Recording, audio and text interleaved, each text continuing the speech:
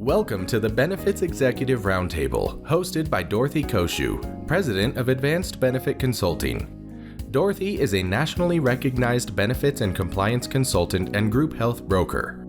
Here, you will watch and listen to industry experts who will break down the latest trends in employee benefits, healthcare reform, state and federal legislative and regulatory activities, all designed to empower executive decisions. We are proud to bring to you all new video podcasts. We hope that you enjoy your new video podcast format, and please forgive any audio or video imperfections. Thank you for viewing and listening. Meet Advanced Benefit Consulting, an award-winning boutique benefits broker and compliance consulting firm that offers comprehensive benefits and compliance consulting. We offer personalized service and the ability to work directly with the owners, Dorothy Cociu and Anthony McCarran. Between 2022 and 2024, Advanced Benefit Consulting has been recognized in multiple publications and professional magazines for their amazing accomplishments throughout the industry. We specialize in health plan compliance, so you don't have to worry. We provide compliance assistance on HIPAA privacy and security training, ERISA, the CAA, including RxDC, and gag clause prohibition. We offer monthly webinars and seminars or various lunch and learn programs for your continued education. In addition, we are proud to have Marilyn Monahan of Monahan Law Office on retainer to assist with any legal matters for our clients. We also offer an on-demand educational platform and our very popular podcast series, The Benefits Executive Roundtable, to help your company learn and grow at your own pace. At Advanced Benefit Consulting, we are here for you throughout the entire year. We invite you to contact us or connect with us on LinkedIn. Welcome to Season 7 of the Benefits Executive Roundtable. I'm your host, Dorothy Cociu, President of Advanced Benefit Consulting, and I'm really excited to start this season with one of our favorite guests, my good friend, as well as business associate, Marilyn Monahan of Monahan Law Office. Thank you for joining me to start this season. Dorothy, it's always a pleasure having the opportunity to chat with you on your podcast, but I think this is a particularly interesting time to be chatting because there is so much going on. And with all the things that benefit professionals have to focus on right now, I'm glad we're starting off with the One Big Beautiful Bill, because the bill means big changes for employer-sponsored health plans, and a lot of people have questions about what's going on. Yeah, they certainly do. I'm getting slammed with questions, as you can imagine. You know, we've talked about this before, and I'll talk about it again. I did write an article recently, which you actually very wonderfully helped me with some comments and so forth. But ever since people heard that article's coming out soon, they want to know ahead of it. What's it say? What do I need to know? Just wait. It'll be out in print soon.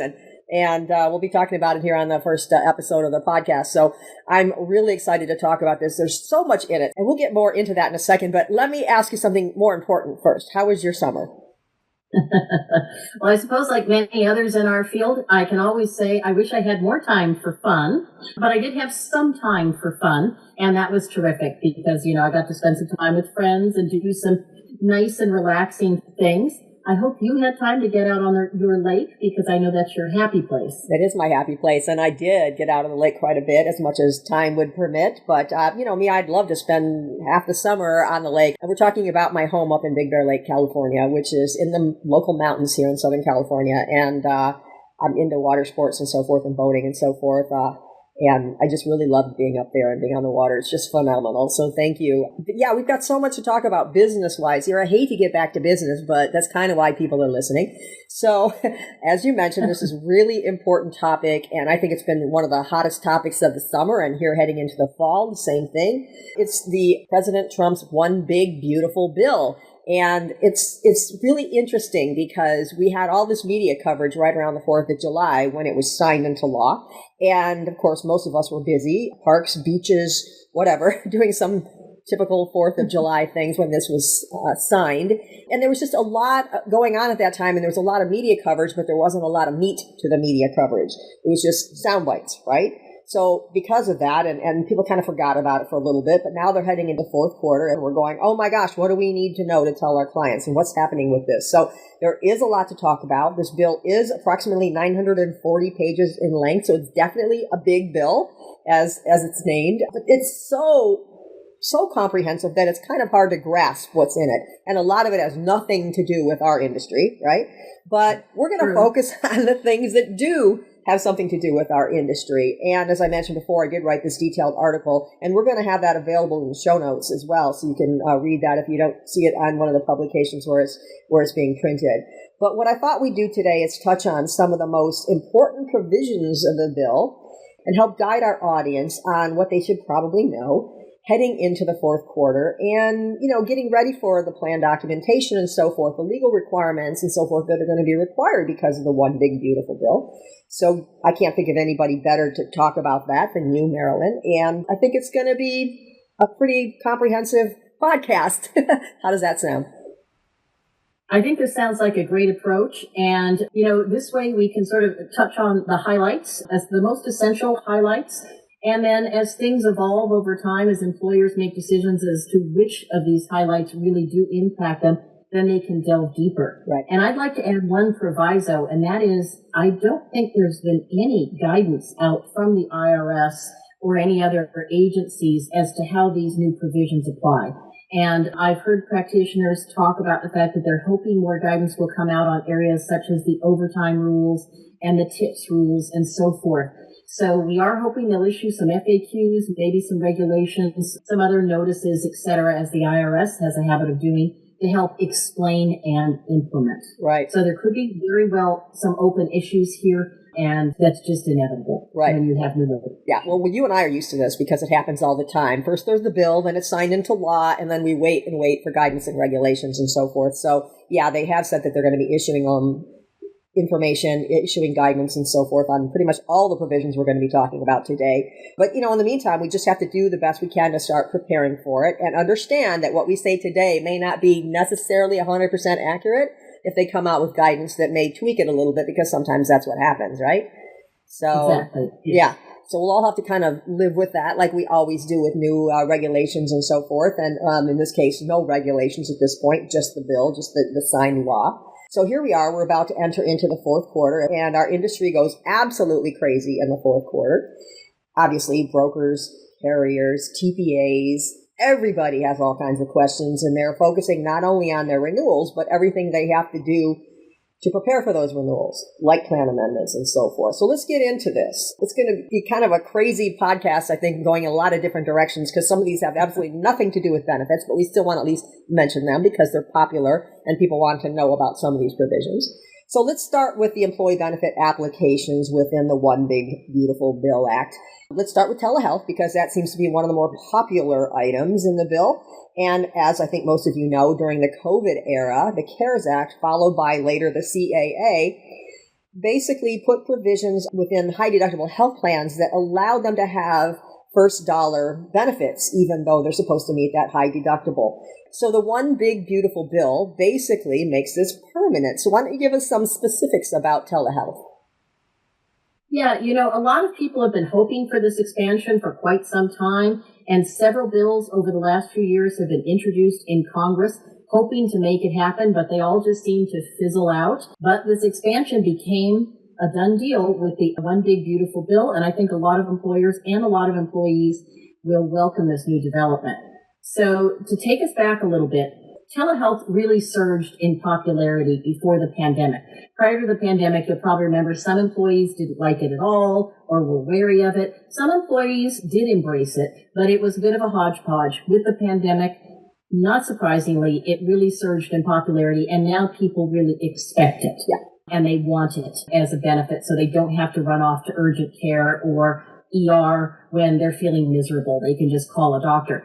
But there's been a problem. If you've been covered by a high deductible health plan, you lose HSA eligibility if telehealth benefits are reimbursed below the minimum deductible for a high deductible health plan.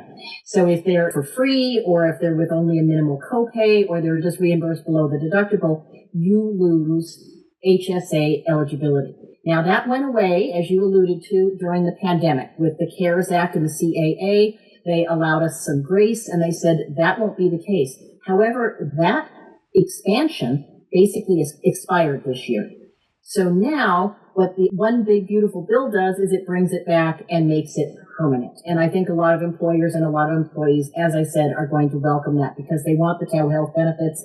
They want it for free or with a $25 copay.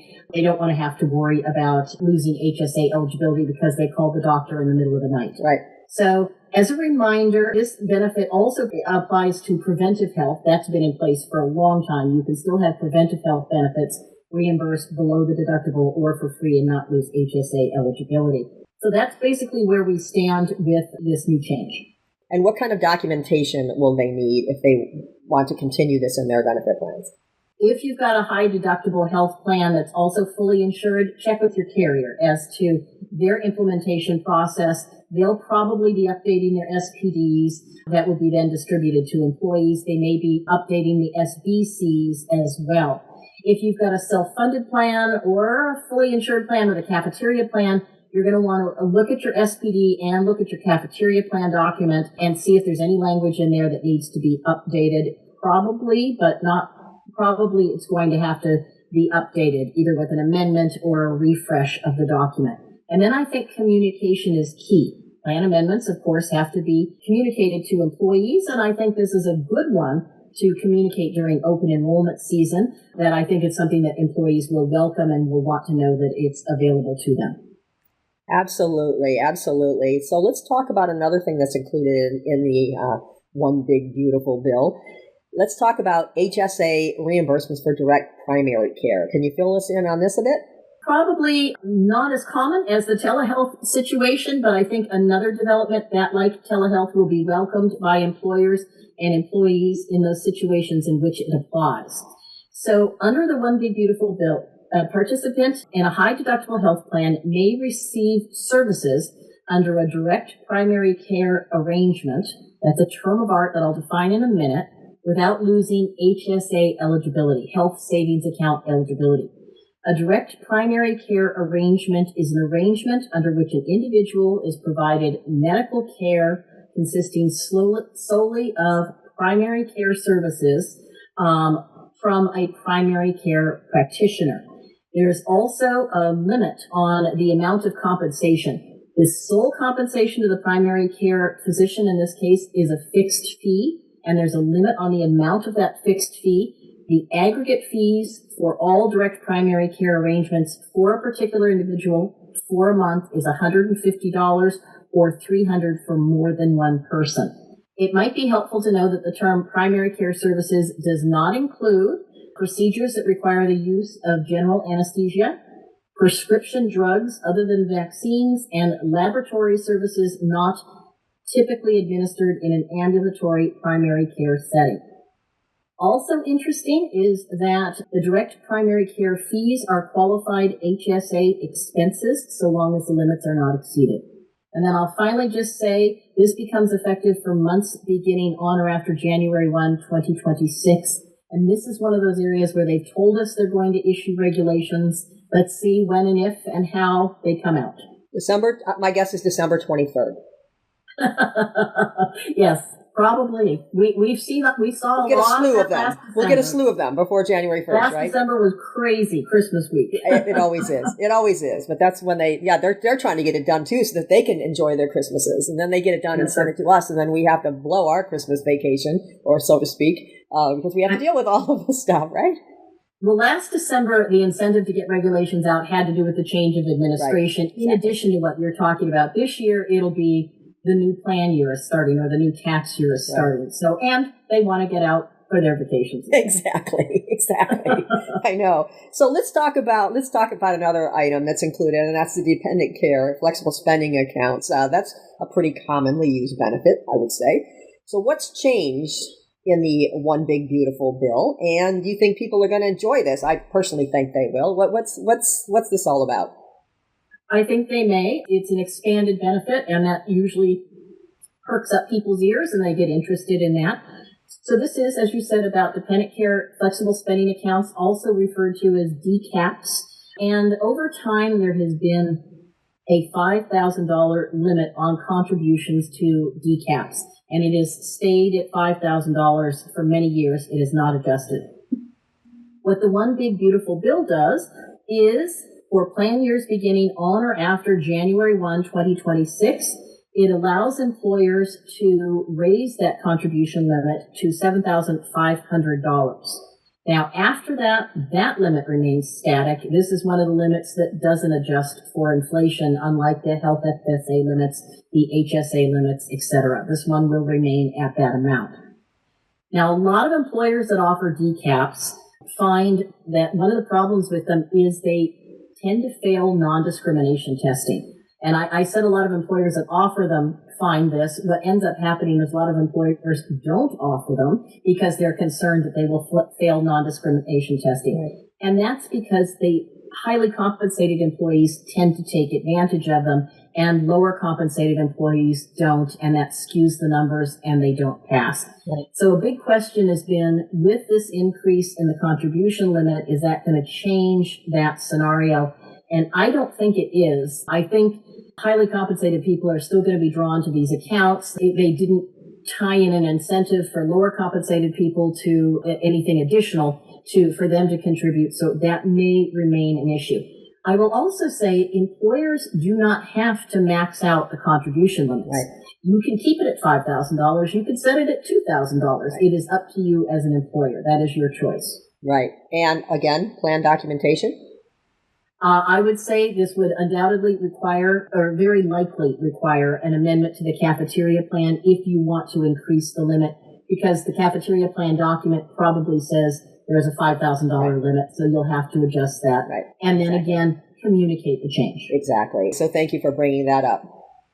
And the last point was coordinate with your TPA. Make sure there's no surprises there, that they know that you intend to implement the contribution change and that they can administer that. Yes, exactly. Well, let's talk about something that you and I have been talking about for the last few years. We actually really like this particular provision.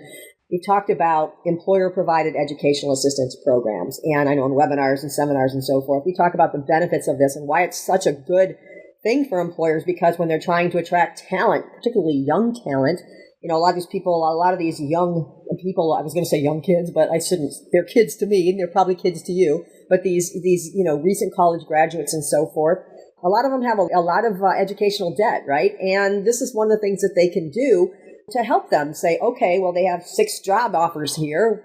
You know, how do I get them to come to work for me? If you really want somebody that's very talented and so forth, a big incentive for them is to help pay down those debts that they have. And there's other things that are covered by this too. So let's talk about this, because one of the things that the One Big Beautiful Bill did was actually say, okay, this was supposed to go away, but it's not going to go away. We're going to keep it going. So this is something that you and I were hoping for. So why don't you fill everyone in on this? Let me start with a little bit of background. Mm-hmm. So Section 127 of the Internal Revenue Code has for many years now permitted employers to set up what they call an educational assistance program, through which employers could pay for certain educational expenses of their employees, like tuition, books, and related expenses. And the value of the reimbursement would not be included in the employee's income for federal income tax purposes. The One Big Beautiful Bill makes 2 changes to Section 127. As I said, in the past, educational assistance programs were used for tuition, books, and related expenses.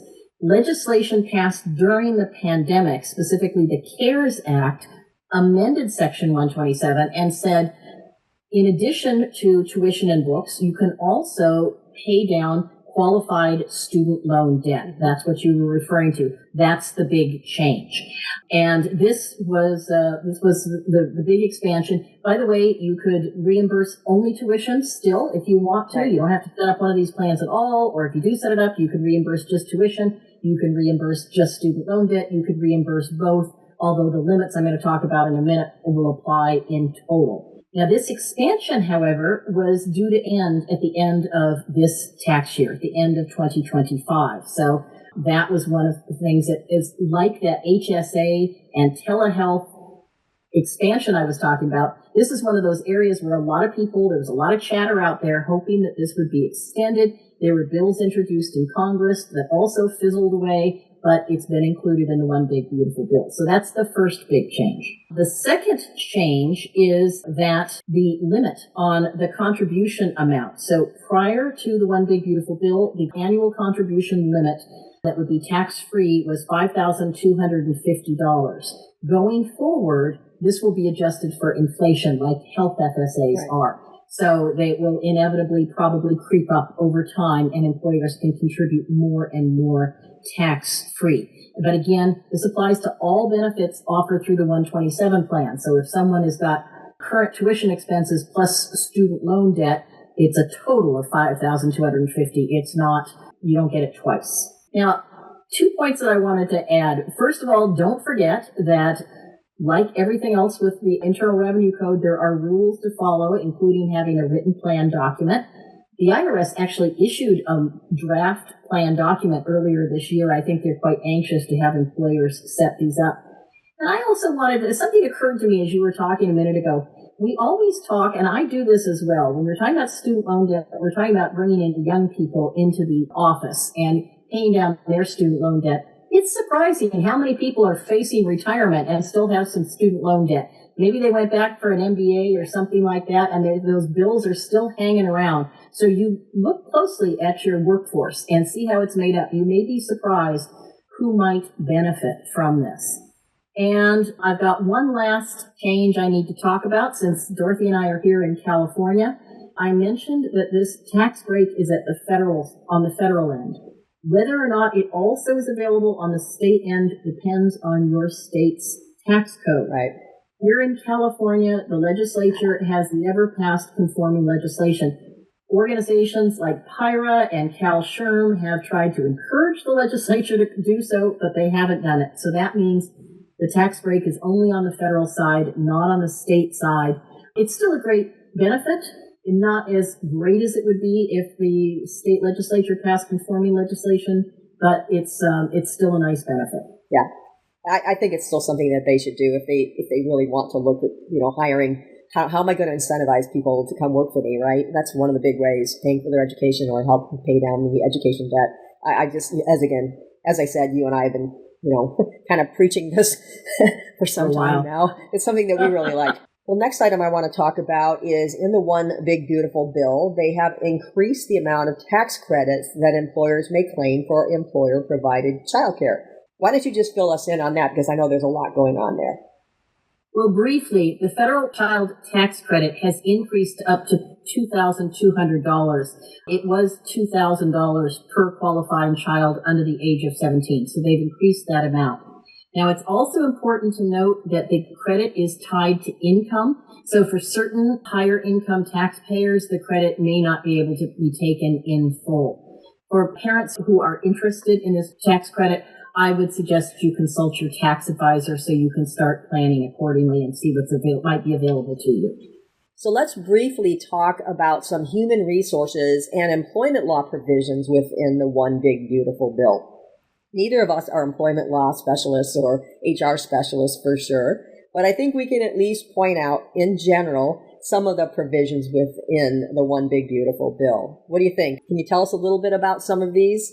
Absolutely, but let's preface it by saying that with some of these provisions, employers should definitely consult their employment lawyers, and employees should probably consult their tax advisors going forward, because some of these provisions, well, they're all new, and some of them are more complicated than others. And what you hear published may not be exactly what the bills actually provide for. Yeah. There's a lot of information, there's a lot of misinformation, so you want to make sure you get the right information. And there's a lot of media sound bites, quite frankly, a lot of media sound bites that aren't really telling the full story. So that's the perfect way to put it. Yeah. Exactly. Yeah.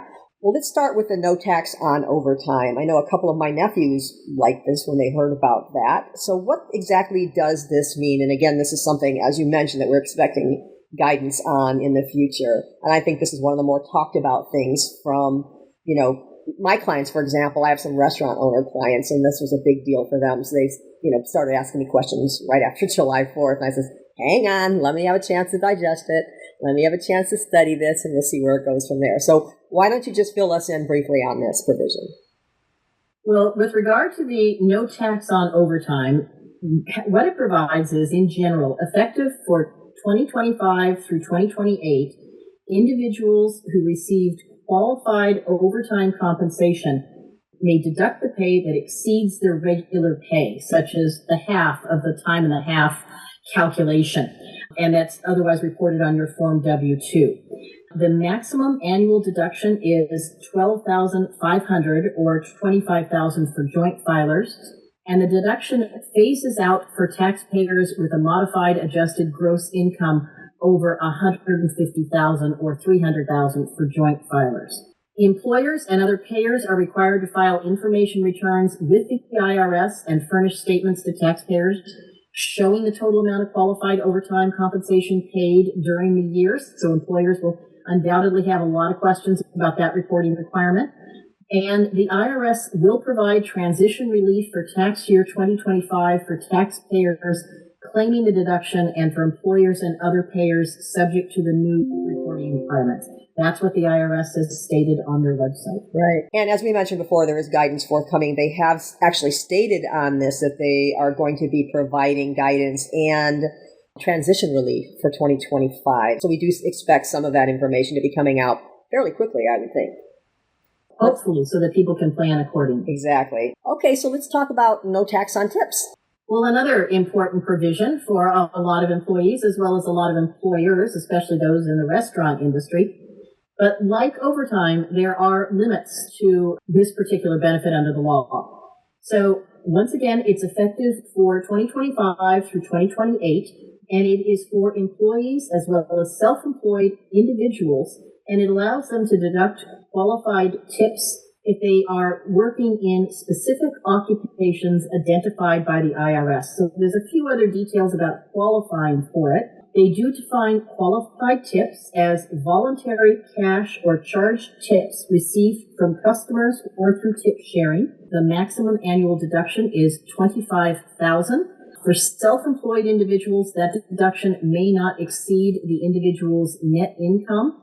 The deduction phases out for taxpayers with modified adjusted gross income over $150,000. Employers, as other payers, have a reporting requirement. They must file information returns with the IRS and furnish statements to taxpayers showing certain cash tips received, as well as identifying the occupation of the tip recipient. And the IRS has stated that by October 2nd, they will publish a list of occupations that customarily and regularly received tips on or before December 31, 2024. And these presumably will be the qualifying occupations, and those who work in those occupations will then be eligible to get this deduction for their tip income. Yes, thank you very much. And you're right. And again, my restaurant owner clients were asking me about that one too, so thanks for clarifying that. Let's talk about employee leaves, particularly the Family and Medical Leave Act and those credits. Can you fill us in briefly on what the One Big Beautiful Bill does related to family and medical leaves? Absolutely. So under current law, and this was added by the passage of the Tax Cuts and Jobs Act a few years ago, employers may be eligible for a tax credit if they provide paid family and medical leave. This provision was set up, however, to expire at the end of this year. What the One Big Beautiful Bill does is it extends the tax credit permanently. Now, keep in mind, this benefit is not directly tied to the Family Medical Leave Act, FMLA. You don't have to be subject to FMLA in order to qualify for the tax. It's a separate rule with separate terms that are built into the Internal Revenue Code. And, of course, separate conditions apply. It's also important to know that to take advantage of the credit, employers must follow specific IRS rules, which is so often the case, including the adoption of a written policy, which is also so often the case. Now, the IRS did post FAQs a few years ago on this benefit after it was adopted by the Tax Cut and Jobs Act. We'll see if those FAQs are still posted there on the website. I looked at them just before we started this podcast to clarify that they were still there. We'll see if they update them now that the One Big Beautiful Bill has extended the availability of this tax credit permanently. Okay, great. Now, one of the things I want to talk about a little bit, and I'll just kind of start on this. If you want to add some comments, feel free. But one of the things that is included in the One Big Beautiful Bill are the creation of new accounts called Trump accounts. And it's very similar in a lot of ways to IRAs. And basically, it's a new type of government facilitated account. And I'm just going to mention this because I think some people are going to be asking. Again, I've already been asked questions about it, so I wanted to cover it today.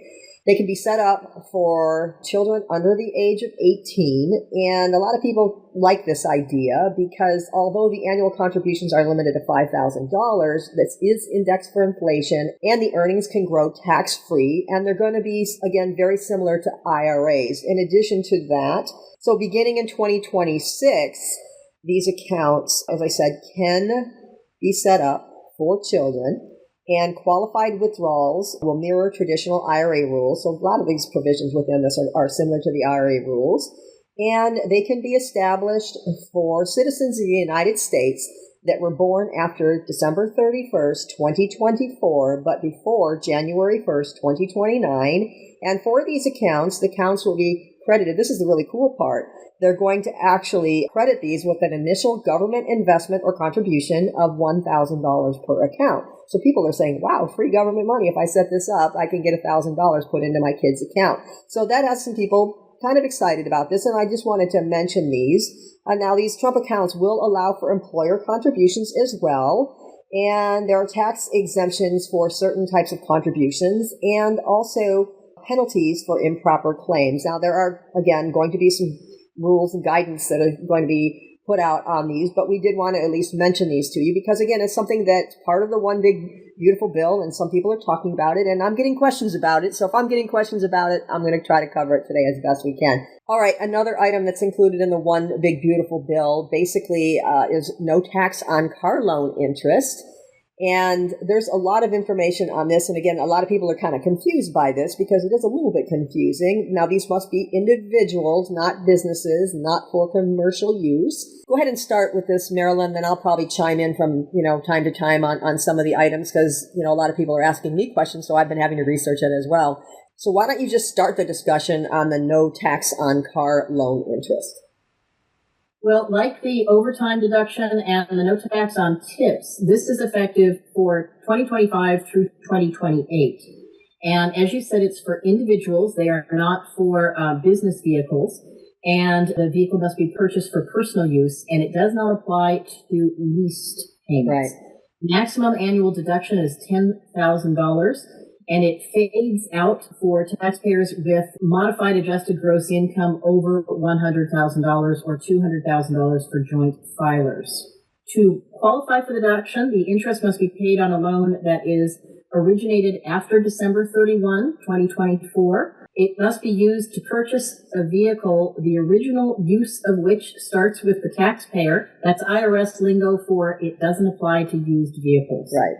It has to be for personal use, not business or commercial, and it has to be secured by a lien on the vehicle. If the qualifying vehicle loan is later refinanced, interest paid on the refinanced amount is generally eligible for the deduction. So what kind of qualified vehicles? They include a car, minivan, van, SUV, pickup truck, or motorcycle with a gross weight of less than 14,000 pounds, and that has undergone final assembly in the United States. I thought that was an interesting part, by the way, that it has to have final assembly here because I think the Trump administration wanted to make sure that they're incentivizing people to be obviously producing these things here in the United States. I think that was a part of this whole provision within the act. That's my personal opinion. But anyway, continue. I'm sorry. I think that's the case. The location of final assembly will be listed on the vehicle information label attached to each vehicle on the dealer's premises. Alternatively, taxpayers may rely on the vehicle's plant of manufacture as reported in the vehicle identification number, the VIN number. Mm-hmm. Taxpayer eligibility, it's available to you whether you itemize or you do not itemize.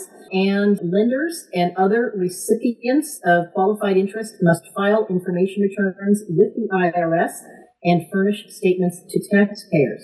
The IRS has stated that it will provide transition relief for tax year 2025 for interest recipients subject to the new reporting requirements. One of the things that both you and I found interesting on this is that most of these provisions are expiring in 2028. Why do you think that is? I believe there's an election in 2028. You think so? Yeah. Yeah, so that's probably why. They're thinking ahead for the next election, for sure. Well, let's move on, because there's also an important provision, a deduction for seniors that's new. It's short term, but a lot of people are excited about this. Can you fill us in on this a little bit? I think there's been a lot of confusion as to how this one applies or not. And again, I'm going to suggest consult your tax advisor if you think you might be eligible for this and what impact it's going to have on you. So, because you want to understand, you want to know what it's all about and make sure you're getting clear and accurate information. So in summary form, this is what I would say about this provision of the One Big Beautiful Bill. It's effective for 2025 through 2028. Individuals who are age 65 and older may claim an additional deduction of $6,000.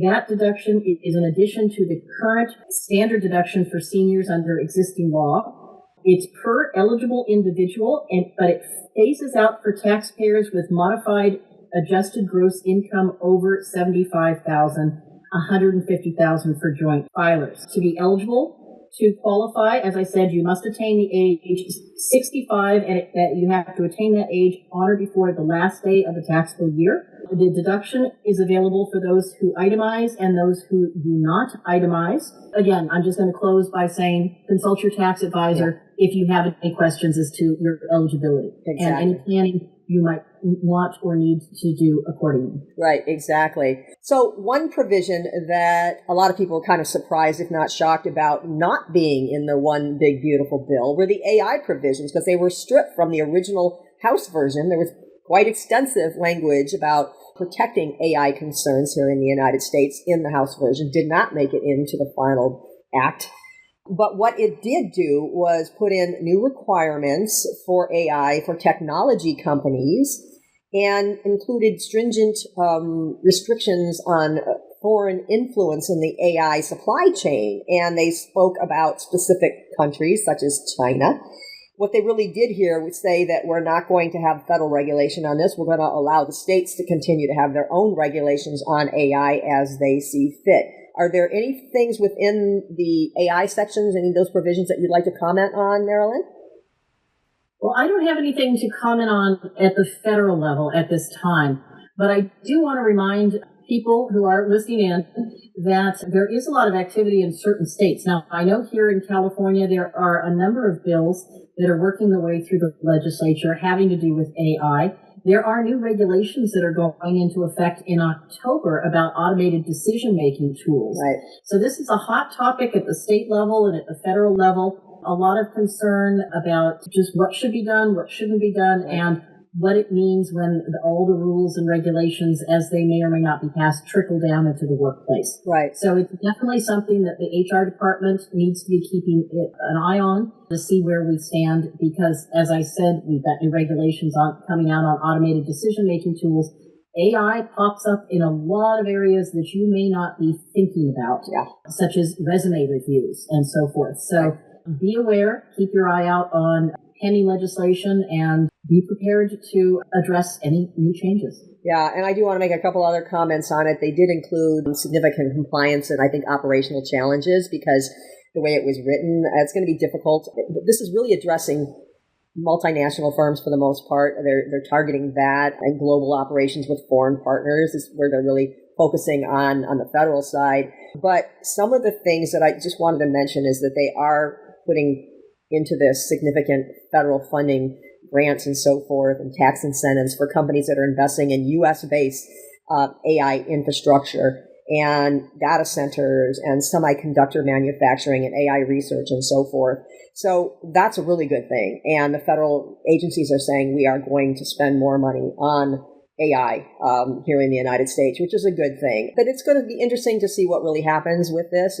Again, they're going to have some operational challenges coming from, obviously, the privacy and security side of this myself. But I think it's going to be interesting to see what happens. Now, there are going to be new regulations and restrictions coming out from the federal side, and they talked about that, I think, relatively soon. They're supposed to put those out. And there will be some tax credits available also, and some tax credits that they could lose if they don't qualify properly. So it's going to be very technical, and we'll see what happens with this. But again, they're focusing on foreign governments a lot and foreign technology, and they're trying to protect the United States from countries like China. And, you know, the whole thing that happened last year with the Chinese AI software that was released and so forth, and people were very afraid of that because it was free. What generally means what generally happens when it's free. You know, they're getting their they're getting their money somewhere, right? So anyway, we talked about that in other podcasts last year, but it's going to be an interesting scenario here, and I'm really looking forward to seeing what they're going to do with this. There should be some good expanded opportunities, I think, for people, and they're just going to have a hard time, I think, navigating all of the documentation for compliance and so forth, and putting in place the right type of restrictions for foreign entities and for foreign influencers and so forth. So we'll see what happens with this. I think it's going to be interesting, to say the least, and we'll look forward to seeing what the government puts out as far as guidance on this. I'm looking for, again, because I'm from the privacy and security side, I'm always interested in AI and how that's going to play out. So, well, there are a couple more items I want to talk about, and this first one is very important to a lot of people within the One Big Beautiful Bill Act, and that is the changes to Medicaid. And we've seen a lot of this already in the news, and people are not happy about this and very worried about this. Are they making cuts to Medicaid and so forth? So there's been a lot of negative media coverage on this. Can you fill us in a little bit about what's happening on the Medicaid side within the Act?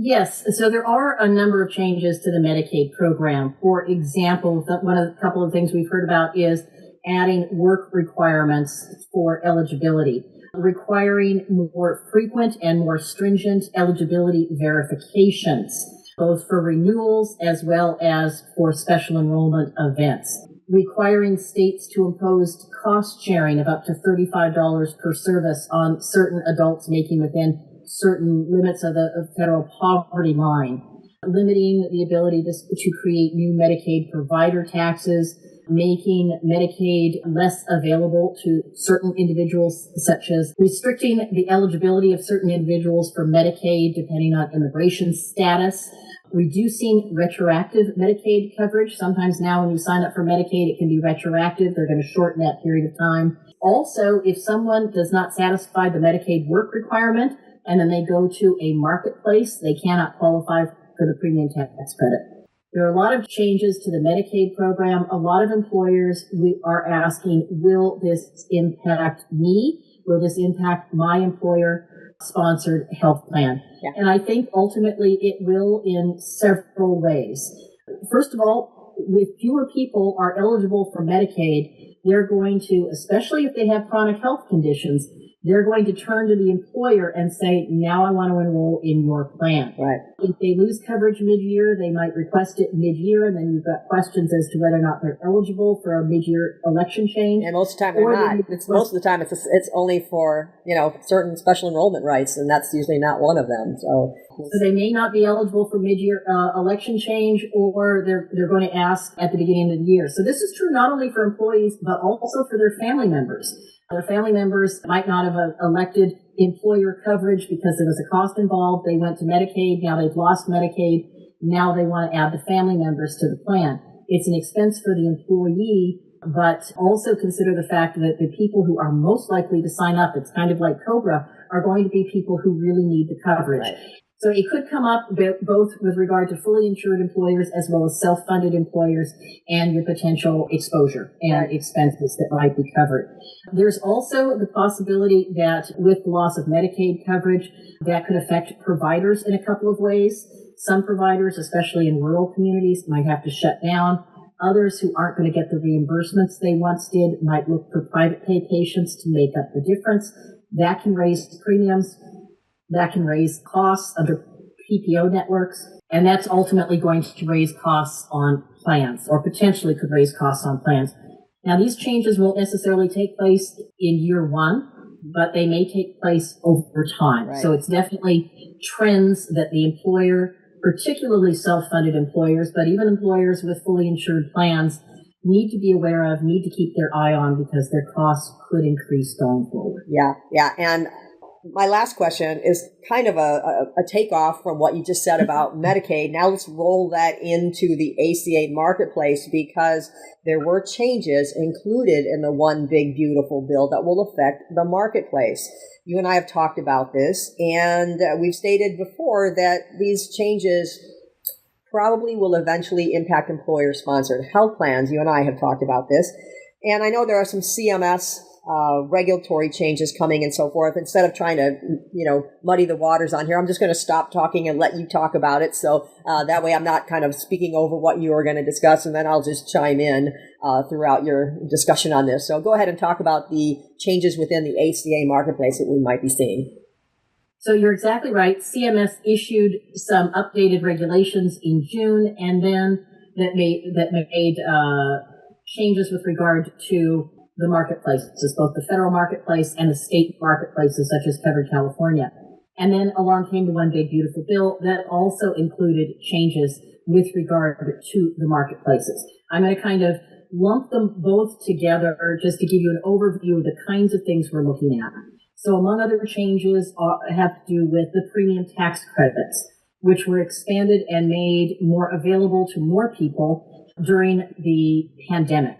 The expanded availability of premium tax credits were due to expire at the end of this year, and in fact, they are going to expire at the end of this year. The One Big Beautiful Bill did not extend them. So that means fewer people will qualify for a premium tax credit, and it's those premium tax credits that makes the marketplace coverage so affordable and so attractive. So they're anticipating, like Medicaid, there will be a drop-off in participation.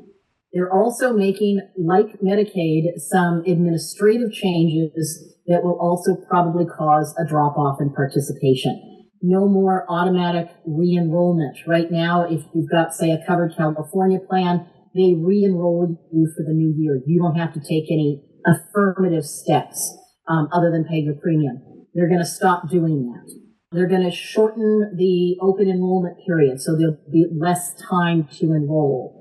They've dramatically cut funding for navigators, who are the people out there selling the plans. They are requiring more stringent documentation requirements to establish eligibility, including more stringent requirements as to establishing your eligibility for the premium tax credit through accurate tax information. They are also tightening up the rules on special enrollment periods. And also, when you re-enroll at the beginning of the year, the carrier can make you pay any past due premiums you've had pending, as well as new premiums. This is just kind of an overview of the various changes that have been accomplished through the One Big Beautiful Bill and the CMS regulations. I'll sound a little bit like a broken record on what I just said on Medicaid. The impact of this is expected to be fewer people will qualify, fewer people will sign up. That means, by the way, one thing I didn't mention with Medicaid is it could mean premiums will go up on individual marketplace plans, making them less attractive, because the people who will sign up will be sicker people, and you'll have fewer healthier people signing up to spread the risk. Yeah, adverse selection. So I anticipate that as well. And then the other thing is all the other things we said about Medicaid. More people will be turning to their employer saying, I couldn't get a Covered California plan. I want to sign up for your plan. Or I could get it. I could get the plan, but it was going to be too expensive. It's cheaper to go to the employer-sponsored plan. Yeah, that's what I anticipate. Exactly. And I could also mention when people lose coverage and lose their employment, they might be more inclined to sign up for COBRA if Covered California or a federal marketplace isn't as attractive to them. Right. So that's another thing. It could increase COBRA enrollment. So again, like I said with Medicaid, these changes might not all hit in the first year, but they will eventually undoubtedly trickle down to employers, whether you're fully insured or self-funded. So it's something to keep an eye on, something to be prepared to plan for. Yeah. And adjust for. Exactly. Well, we're just about out of time. We covered so much information today. We were just going to kind of just touch on these things, but I think we got into a lot more detail, which we always tend to do, which is fine. I like that, actually. But as I stated in my article, which was just recently published in the County of Orange Insurance News, that's the September-October 2025 issue, that is going to be posted in the show notes, and that kind of details, if you like it in writing, a lot of the stuff that we're talking about today, and some things that we didn't cover today, but I covered in the article. So if you want any more detailed information on this, you can take a look at that. And I also wanted to mention that Marilyn and I are going to be tag teams again this fall a couple of times, right in a row. On October 7th, we're going to be doing a 1-hour CE program for and I'm giving you a plug here, the California Agents and Health Insurance Professionals in Orange County, California. So we're going to be doing a 1-hour CE class on the One Big Beautiful Bill. So that will be Marilyn and I presenting that. And secondly, Marilyn's going to be joining me on my webinar series for Advanced Benefit Consulting on October 21st. And that is open to the public, so you'll be able to register for that if you want a more detailed 2-hour that will be available for licensed agent credit in California as well as HRCI credit for that one. The one on October 7th is just agent CE credit, but the one, our webinar for ABC will be available for HRCI and agent credit, and that's 2 hours instead of 1 hour. So I just wanted to mention that. And again, you can go to our website at advancedbenefitconsulting.com and get all that registration information for our 2-hour webinar. And because, again, I gave them a plug for the KHIP Orange County, if you're an agent listening to this or someone in the industry in Southern California, if you want to attend that, that will be located in Tustin, California. On October 7th. That will be a breakfast meeting. So again, another shameless plug for both, and I'm happy to do that. So anyway, Marilyn, thank you so much for doing those educational events coming up with me, and also very much for helping me to kick off season 7 with a very, very informative discussion on the One Big Beautiful Bill. Thank you so much. I appreciate it. Well, as always, it was lots of fun. If anyone would like to reach out to you, how would they do that? Well, my email address is marilyn@monahanlawoffice.com. Great. Once again, I really, truly appreciate you being here today with us. We really always love having you, and you're one of our highest rated guests every season, so truly appreciate that. And for everybody else out there that are watching or listening, please stay safe, stay healthy, and stay tuned for the next episode of the Benefits Executive Roundtable. Thanks, everyone. Thanks for watching. Stay tuned for compliance tips, cost containment ideas, new trends, and decision-making tools. This podcast is produced by Advanced Benefit Consulting, Fullerton, California. All views expressed are those of the host or interviewees and not necessarily those of Advanced Benefit Consulting. Information contained herein should not be construed as legal advice. We always recommend that you consult with your legal counsel as situations do vary. Ms. Cociu can be reached at 714-693-9754 extension 102 or toll free at 866-658-3835. By email at dmcociu@advancedbenefitconsulting.com or visit our website at advancedbenefitconsulting.com.